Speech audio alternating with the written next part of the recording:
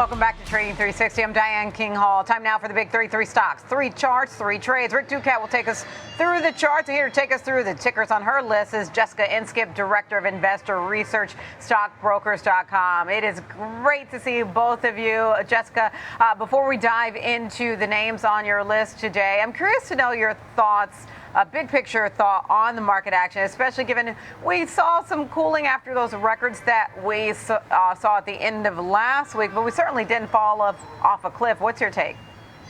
Absolutely. The most dangerous position for the market to be in is in a euphoric state. And when we're at all-time highs, we tend to be in that euphoric state. So any negative news absolutely has the potential of pushing us downwards. That's a concern for me. But we've got a lot of tailwinds with what I'm calling not the AI rally anymore, but the efficiency boom. That is certainly a tailwind as we see lots of spending within the hyperscalers, this race to artificial general intelligence, and this fiscal policy that really supports digitization, tokenization, and stablecoins. That's a whole nother leg to this efficiency boom.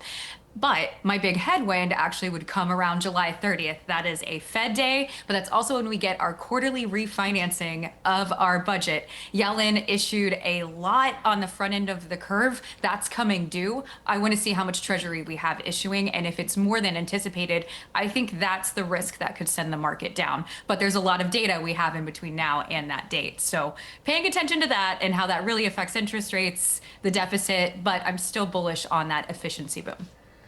Jessica, way to read the tea leaves, because I've been trying to figure out what the theme is for the back half of this year, but I feel like you've characterized in a nutshell a lot of what's been occurring this year. As you mentioned, it's not just about the AI trade, the efficiency boom, even when we think about labor and what's happening in the labor market. All right, I'm not going to go too far off on a tangent because we've got some names on your list today. You've got Coinbase, ticker Coin. That's been an outperformer compared to the S&P 500. What's your view on this one now? Yeah, absolutely. Thank you, Diane. And I really wanted to go with you on that tangent, so thanks for rolling me back. Coinbase, it's transforming. So it's into regulated, scalable backbone of crypto finance.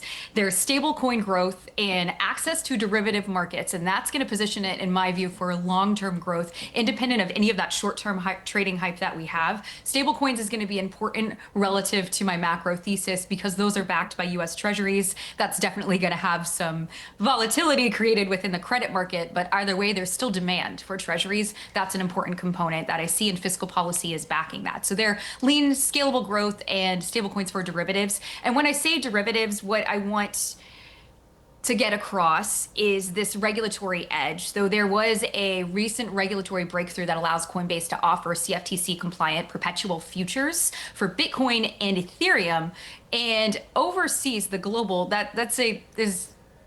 they can tap into 90% of that market. So that's another tailwind for them from a revenue perspective, inclusive of what's happening with blockchain and stablecoins. So I really think they're in the forefront of that. Okay, all right. So Rick, you're up now. Rick, our lead market technician. So Rick, tell us about what you noticed about this chart for Coinbase.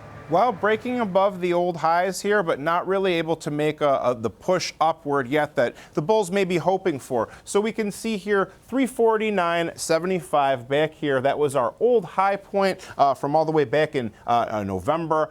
We can see that after a gradual decline here, kind of a cup and handle type of shape here, we had the bottom come in near 142.58. Now, price has made its way back up to those old highs. We had a brief down swing here, and then we have so far managed to recover, but not really taking out those highs near 382. For now, our shorter term trend line here in white is still in play. We did have an interesting situation where we had our gap up, a brief period of consolidation here in a symmetrical triangle type shape, then the big push as well that took us above the 300 level low point and then several high points here. So that was another big breakout area. So we can also see that even though we do still have a green upward sloping trend line going across the lows on the RSI, for now, the RSI has retreated from that overbought area, that threshold of 70. What the bulls would want to see would be for price to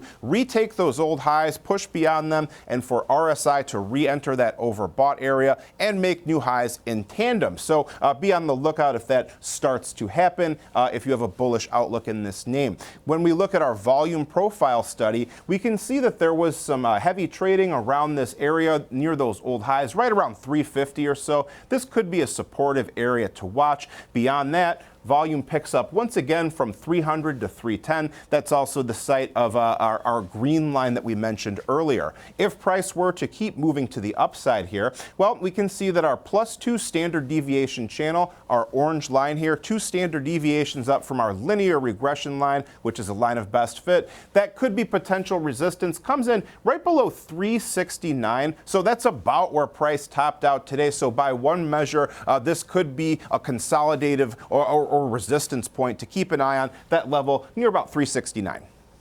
Okay, Jessica, if you have a final thought on Coinbase, hit me. If not, let's move on to your next trade, ticker FI for Fiserv. That has been an underperformer compared to the S&P 500 year to date. So I am curious to know where you go from here. You can tag team on them if you have a final thought on Coinbase. If not, let's move on to Fiserv. Yeah, let's move on to Fiserv because it's important to understand the investment thesis around this. It's really about powering the future of bank-backed stablecoins. If we think about the concept of stablecoins, really that could have a lot of headwinds for traditional banking. But we need to understand that corporate America is very agile and resilient. We see that with tariffs spreading out. We see that across since the great financial crisis.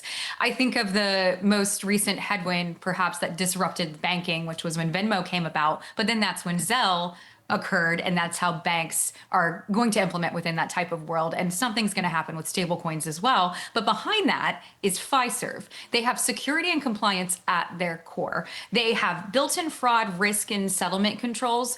And that's very important for banks, mirroring their trusted role that they had in those real-time payment systems like Zelle. So they are positioning itself to be this bridge between traditional banking and digital assets, and it's giving banks the tools to compete in a tokenized world, really, with safety and scale. And that's going to be very, very important as we see these key partnerships roll out, as I'm looking for more evidence with these launching branded stablecoins from banks, as we're talking about them in theory to them actually coming through. And if they are, Fiserv is a solution that you need in order to bring those to life. So therefore, it's a longer term play, but I do believe there's a lot of earnings potential here as stablecoins are more adopted broadly. Okay, I'm glad you said it's longer term because you mentioned the like Zelle that stuck out to me, but the question that came up in my mind, is it sticky enough? So then, Rick, tell me what you noticed about the chart for Fiserv. Well, we held on to an important low fairly recently. This green line here near about 156, that was an old floor, a general area where price found some footing before what was a nice rally, took us up to those highs, 238.59. From there, though, we did fall back down to earth, as I said here, finding that supportive area near 156. Now making some progress to the upside here, trending upward, but stuck once again, 176, our red line here. Low points back there, another low point here, and an old high point. So you look for these areas where price repeatedly stops to give you some kind of potential idea about where to find support or resistance. So in this case, we so far have not managed to break above that area yet. We do have a supportive confluence right here. Our yellow 21-day exponential moving average and our short-term trend line up around 170 or so. We can also see that RSI is in this triangular shape here. We have our longer-term downward sloping trend line in red, our shorter-term upward sloping trend line in green. RSI right about on that 50 midline right now.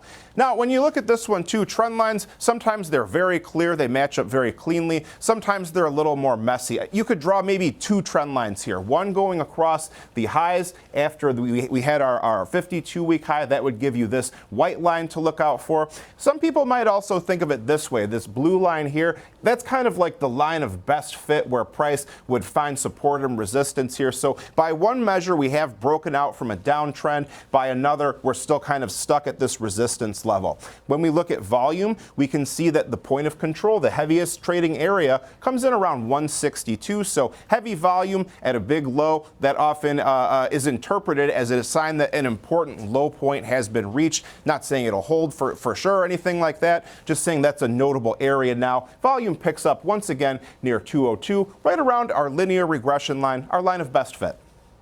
Okay, all right. So thank you for that deep dive into the chart for Fiserv there. Jessica, let's talk about the final name on your list, Nvidia. I'm looking at this one and I'm like, and what the thought occurred to me, what a different chart, which I know it sounds like I'm teeing up Rick for this, for Nvidia when you look at it from April to now. But again, if you look at it overall for this year so far, it's been an outperformer compared to the S&P 500. So tell me about your thesis here now, Jessica, and then Rick will go over the chart.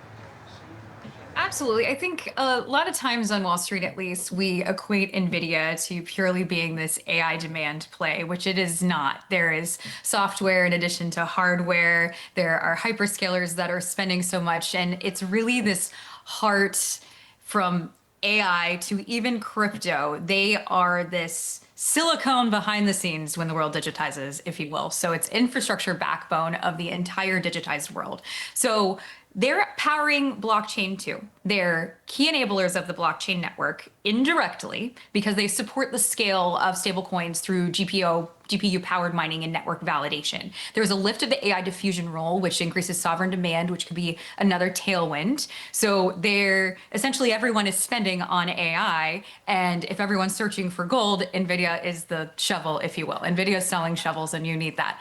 And hyperscaler symbiosis, I think, is important to point out because we see even today, Meta announced this, someone from Apple coming over as the race to AGI, artificial general intelligence. Nobody knows what that is, but it's critical game theory, and technology is very iterative and agile, meaning we want artificial general intelligence. We don't know what that end state or that prize is, but everyone wants to be in the game. Therefore, they're willing to spend because whoever owns that owns the next leg of the AI rally. Whoever that is and whoever the spending is, it creates hyperscaler symbiosis within NVIDIA because AI infrastructure now is planned, it's executed at scale, and that's really good for a company like NVIDIA that can plan and offset other things that may occur due to tariffs. So I think NVIDIA has a lot of tailwinds for it, definitely in the longer term. In the shorter term, like I said at the top, when we're in a euphoric state and at all-time highs, I always have a pause. I wouldn't necessarily add them to my position here, but I am bullish on the long term, selling cash secured puts